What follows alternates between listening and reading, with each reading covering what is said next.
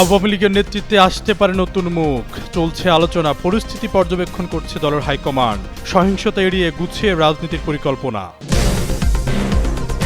৫ মামলায় জামিন পেলেন নারায়ণগঞ্জ সিটির সাবেক মেয়র সেলিনা আইভী। আশার আলো দেখছে কার্যক্রম স্থগিত থাকা দলটির নেতাকর্মীরা। শঙ্কার বার্তা জোড়ায় যোদ্ধাদের। বাবার পথে হাঁটছেন প্রধানমন্ত্রী তারেক রহমান। শুরু হচ্ছে সারা দেশের নদী, খাল ও জলাশয় খনন, দায়িত্ব পেলেন মির্জা আব্বাস। ১৩ ঘন্টার ব্যবধানে দেশে আবারও ভূমিকম্প। রিখটার স্কেলে মাত্রা ছিল ৩.৮। পাওয়া যায়নি ক্ষয়ক্ষতির খবর। যুক্তরাষ্ট্রের শুল্ক নীতি ঘিরে স্বর্ণের বাজারে উত্তেজনা, প্রভাব পড়ছে দেশের বাজারেও, চিন্তিত আন্তর্জাতিক অঙ্গনের ব্যবসায়ীরা। ২৪-এর গণঅভ্যুত্থানে শেখ হাসিনার সরকারের পতনের পর মোহাম্মদ ইউনূসের নেতৃত্বাধীন অন্তর্বর্তী সরকার ২০২৫ সালের মে মাসে আওয়ামী লীগের অঙ্গ ও সহযোগী সংগঠনের সব ধরনের রাজনৈতিক কর্মকাণ্ড নিষিদ্ধ করে। স্থগিত করা হয় দলটির নিবন্ধনও। ফলে ত্রয়োদশ জাতীয় সংসদ নির্বাচনে অংশ নিতে পারেনি দলটি। বর্তমান রাজনৈতিক বাস্তবতায় আওয়ামী লীগ এখন মূলত বাংলাদেশ জাতীয়তাবাদী দল বিএনপির অবস্থানের দিকেই তাকিয়ে আছে। দলটির বিভিন্ন পর্যায়ের নেতাদের সঙ্গে কথা বলে জানা গেছে, আপাতত সহিংসতা এড়িয়ে গুছিয়ে রাজনীতি করার কৌশল নিয়েছে আওয়ামী লীগ। সামান্য রাজনৈতিক স্পেস পেলেই কেন্দ্র থেকে তৃণমূল পর্যন্ত সংগঠন পুনর্গঠনের পরিকল্পনা রয়েছে।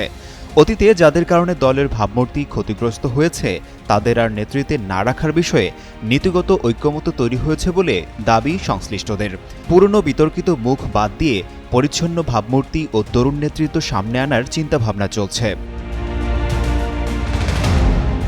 আওয়ামী লীগে এখনও শেখ হাসিনাকেই চূড়ান্ত সিদ্ধান্তদাতা হিসেবে দেখা হয়।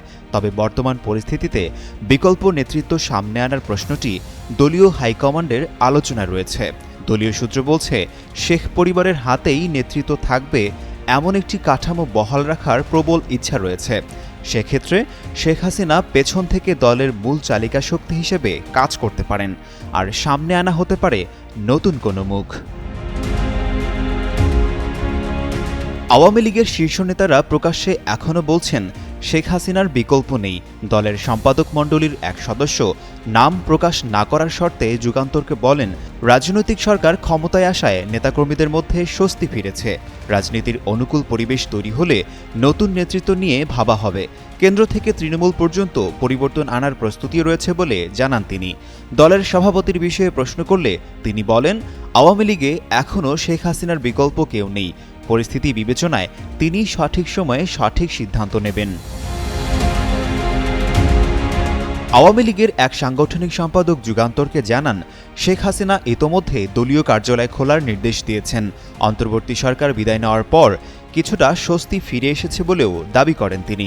অনেক নেতাকর্মী আত্মগোপন থেকে বেরিয়ে আসছেন। প্রবাসে থাকা অনেকে দেশে ফেরার প্রস্তুতি নিচ্ছেন। তবে হঠাৎ করে বড় কোনো কর্মসূচি না দিয়ে পরিস্থিতি পর্যবেক্ষণের কৌশল নিয়েছে দলটি।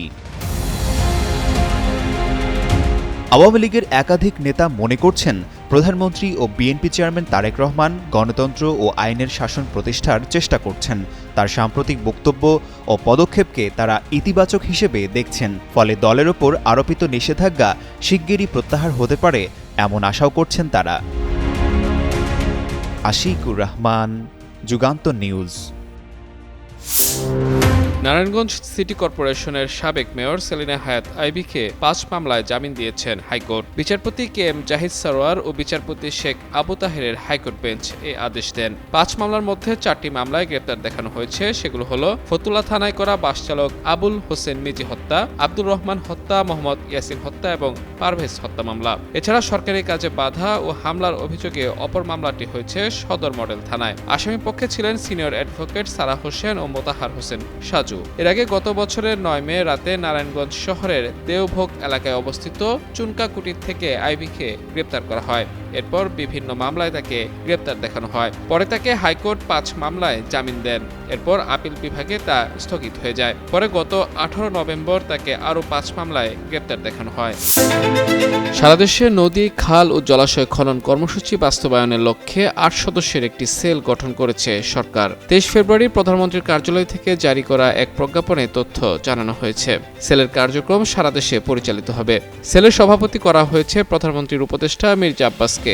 সদস্য হিসেবে থাকবেন ভূমি, কৃষি, স্থানীয় সরকার, পানি সম্পদ এবং দুর্যোগ ব্যবস্থাপনা ও ত্রাণ মন্ত্রণালয়ের সচিবরা। এছাড়া স্থানীয় সরকার প্রকৌশল অধিদপ্তরের প্রধান প্রকৌশলী ও বাংলাদেশ পানি উন্নয়ন বোর্ডের মহাপরিচালক সদস্য হিসেবে যুক্ত থাকবেন। পানি সম্পদ মন্ত্রণালয়ের সচিবকে সদস্য সচিবের দায়িত্ব দেওয়া হয়েছে। প্রজ্ঞাপন অনুযায়ী সেলটি নদী, খাল, জলাশয় খননের জন্য সমন্বিত কর্মপরিকল্পনা প্রণয়ন করবে, সংশ্লিষ্ট বিভিন্ন সংস্থার চলমান প্রকল্পগুলোর মধ্যে সমন্বয় সাধন করবে এবং খনন কার্যক্রম পরিচালনা করে সমস্যার সমাধানে প্রয়োজনীয় দিক নির্দেশনা দেবে। পাশাপাশি জনসম্পৃক্ততা বাড়াতে প্রচার কার্যক্রম গ্রহণ করবে। প্রজ্ঞাপনটি জারি হওয়ার সঙ্গে সঙ্গে আদেশটি কার্যকর হবে বলেও প্রজ্ঞাপনে জানানো হয়েছে।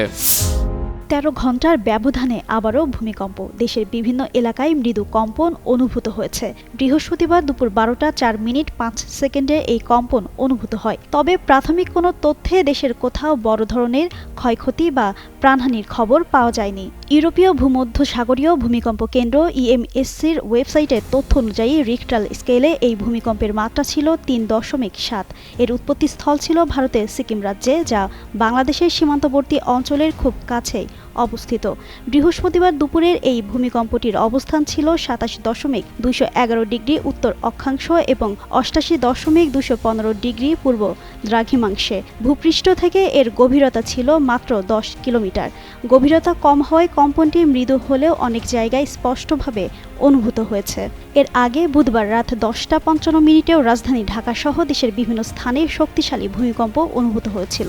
সেই কম্পনটি অপেক্ষাকৃত দীর্ঘ সময় স্থায়ী ছিল এবং রিখটার স্কেলে এর মাত্রা ছিল 5.1। ওই ভূমিকম্পের উৎপত্তিস্থল ছিল প্রতিবেশী দেশ মিয়ানমারে। বিশ্ববাজারে স্বর্ণের দাম আবারও বেড়েছে।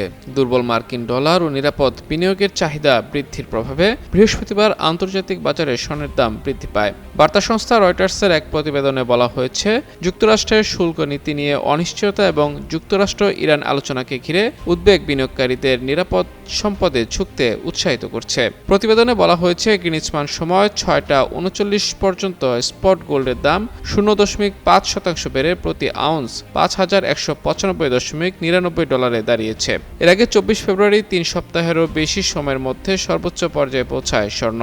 তবে এপ্রিল ডেলিভারির মার্কিন স্বর্ণ ফিউচার 0.2% কমে 5,213.50 ডলারে লেনদেন হয়েছে। বিশেষজ্ঞরা বলছেন, ভূরাজনৈতিক পরিস্থিতি, ডলারের ওঠানামা, শুল্ক সংক্রান্ত চমক এবং ফেডের নীতিগত অনিশ্চয়তার কারণে আপাতত দুইমুখী প্রবণতা থাকতে পারে।